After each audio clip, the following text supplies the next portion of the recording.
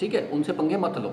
आप पहले एक शब्द सोचो, आप दूसरा शब्द सोचो, आप तीसरा शब्द सोचो। अरे इतना तो टाइम ही नहीं लेते वो। इतनी देर में तो आदमी की जन्म कुंडली खोल करके रख देते हैं भाई, बाप दादा का सबका नाम लिख करके रख देते हैं वो।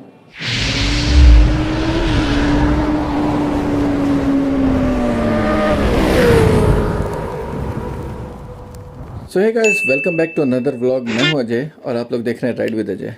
जैसा कि आप देख सकते हैं कि आज का व्लॉग थोड़ा सा अलग हटके होने वाला है। थंबनेल से आप लोग समझ ही गए होंगे। आज हम बात करने वाले हैं बागेश्वर धाम सरकार के बारे में, जो कि एक मध्य प्रदेश गांव में एक छतरपुर ज़िले में एक छोटा सा गांव है गढ़ा। वहाँ पे एक बालाजी का मंदिर है जिसका नाम है बागेश्वर धाम।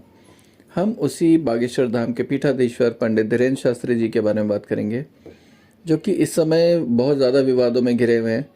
और विवाद उनकी वजह से नहीं हो रहा है, वो तो अपना काम कर रहे हैं। कुछ बेवकूफ़ लोग हैं जो उनके पीछे पड़े हुए हैं इस टाइम पे, और उन बेवकूफ़ों में काफ़ी सारे तो कुछ यूट्यूबर्स ही हैं जो कि अपना नाम उनके नाम के साथ चिपका के आगे बढ़ना चाहते हैं, जो कि कह रहे हैं कि नहीं, मैं उनकी तरह माइंड रीडिंग कर सकता हूँ और कर सकती हूँ।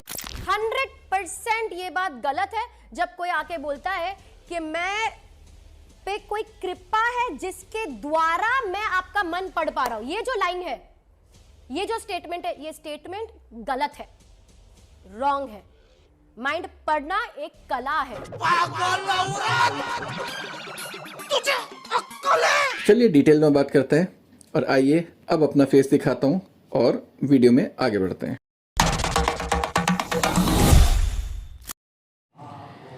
तो चलिए गाइस, इस कंट्रोवर्सी के बारे में थोड़ा सा इस टॉपिक को टच करते हैं। बहुत ही सेंसिटिव टॉपिक है ये इस टाइम पे, क्योंकि ये हमारी धर्म और श्रद्धा से जुड़ा हुआ टॉपिक है, जिसके बारे में मैं आज आपको एक दो चीज़ें बताना चाहता हूँ। कुछ मैं ऐसे शब्द यूज़ नहीं करता, बट आज मुझे यूज़ करने पड़ेंगे कि कुछ सनातन धर्म विरोधी जो कुछ लोग हैं वो धीरेन्द्र शास्त्री जी के बारे में बहुत कुछ उल्टा सीधा बोल रहे हैं। सबसे पहले तो मैं आपको थोड़ा सा कॉन्टेक्स्ट दे दूँ कि कॉन्टेक्स्ट दे दूँ कि बेसिकली पंडित धीरेन्द्र शास्त्री जी हैं कौन। तो पंडित धीरेन्द्र शास्त्री जी जो हैं वो जो बागेश्वर धाम है मंदिर, उसके नए पीठाधीश्वर हैं, जो कि काफ़ी सालों से चला रहा है। वो उनके दादा गुरुजी चलाते थे। उनके दादा गुरुजी जिनको कई बार आपने उनकी कथाओं में सुना होगा, दादा गुरु जी की जय, सन्यासी बाबा की जय। सन्यासी बाबा उनके दादाजी के गुरु थे, फिर दादाजी, फिर उसके बाद अब पंडित धीरेन्द्र शास्त्री जी हैं, जिसको कि लोग अब बागेश्वर धाम महाराज के नाम पे या बागेश्वर धाम क्या बोलते हैं, हाँ, पीठाधीश्वर भी बोलते हैं इनको। जिनका जन्म जो हुआ है वो हुआ 4 जुलाई 1996 में ग्राम गढ़ा, मध्य प्रदेश में, जो मैंने आपको बताया कि जिला छतरपुर में इनका जन्म हुआ था। और इनके पिताजी का नाम है राम कृपाल गर्ग जी और इनकी माताजी का नाम है सरोज गर्ग जी। तो आप ये सोच रहे होंगे कि पिताजी का नाम राम कृपाल गर्ग और इनका नाम धीरेन्द्र शास्त्री कैसे। तो मैं आपको बता दूं कि इनका जो नाम है असली, वो श्री धीरेन्द्र कृष्ण गर्ग है। धीरेन्द्र कृष्ण गर्ग। अब इनको शास्त्रों का ज्ञान अच्छा है, इस वजह से इनका नाम जो है लोगों ने जो जब इनको एक पदवी दी गई है तो उसका इनका सरनेम ये रखा गया शास्त्री, क्योंकि इनको शास्त्रों का काफ़ी अच्छा ज्ञान है। इनका एक छोटा भाई है, एक बहन है और घर में मम्मी, इनके माता पिता दोनों हैं।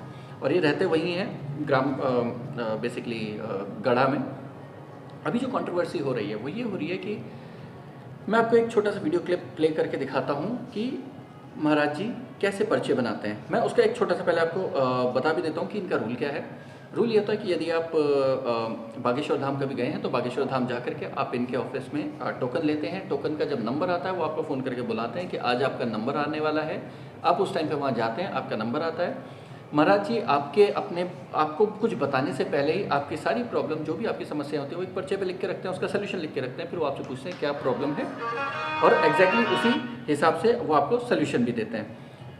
हमारे चाचा जी का नाम बता सकता है, वरना आज के बाद अंधविश्वासी कहना बंद कर देना। तो आप पत्रकारों में जिनके चाचा का नाम भृगुनाथ तिवारी हो वो आ जाए। मेरे चाचा का नाम भृगुनाथ तिवारी है और वो भोपाल में रहते हैं, अभी मथुरा में। क्या तुमने पहले बताया?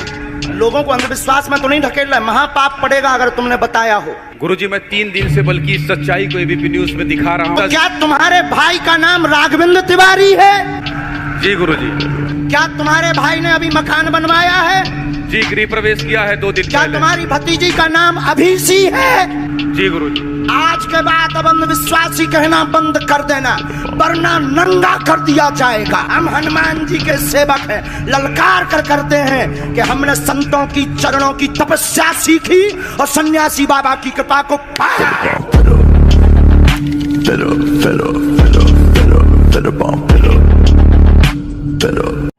अब बात आई कि लोगों को क्या दिक्कत है उस चीज़ से। अब लोग कह रहे हैं कि ये चीज़ें सब माइंड रीडिंग होती है।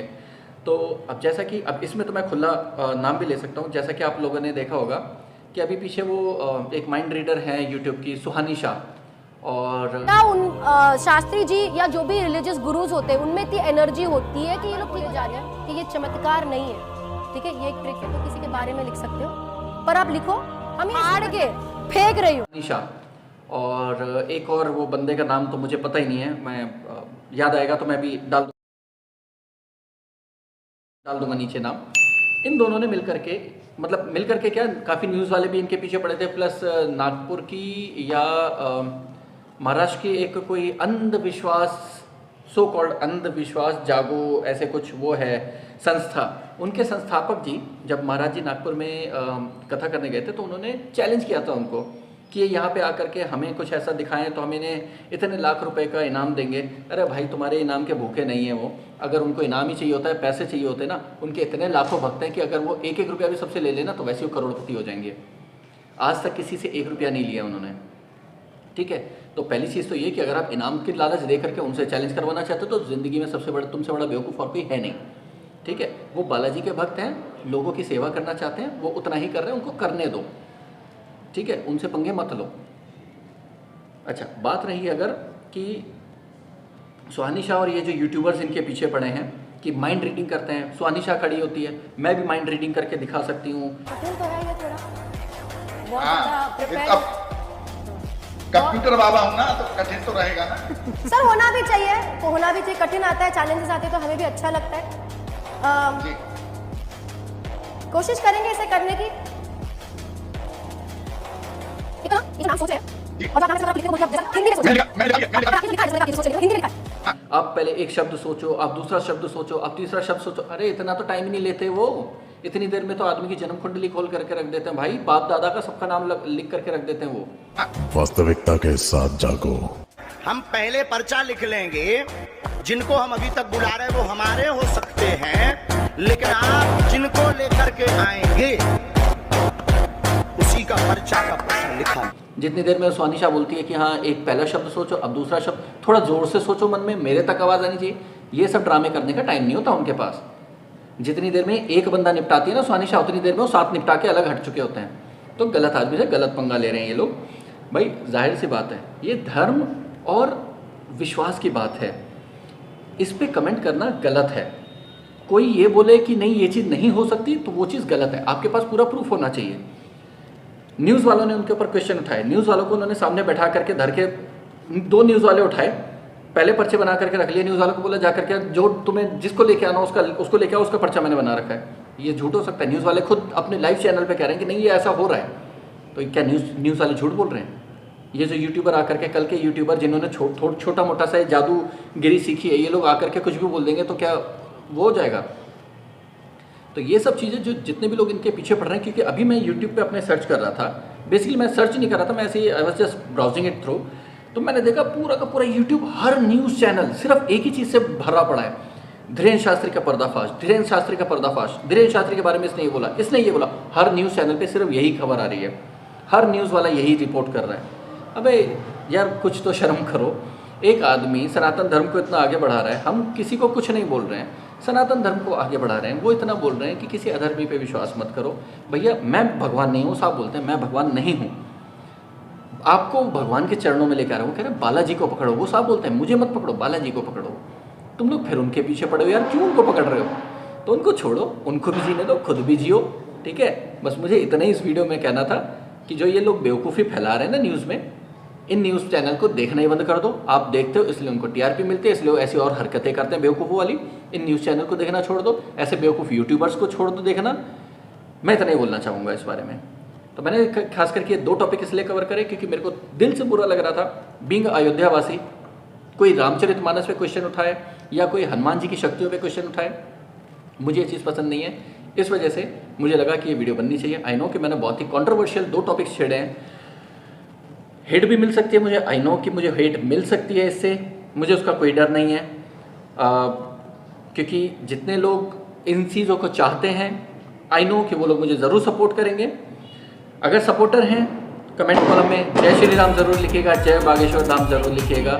और अगर हेट देनी है तो आप दे सकते हैं, कमेंट कॉलम आपके लिए भी खुला है। बाकी जो लोग सपोर्ट करते होंगे कमेंट कॉलम उनके लिए भी खुला है। तो जो मुझे हेट देगा मेरे सपोर्टर उसी को वहीं पे जवाब देंगे, मैं किसी को कोई जवाब नहीं दूंगा। तो चलिए मिलते हैं आपसे अच्छी किसी वीडियो में। Till then sorry not love you guys.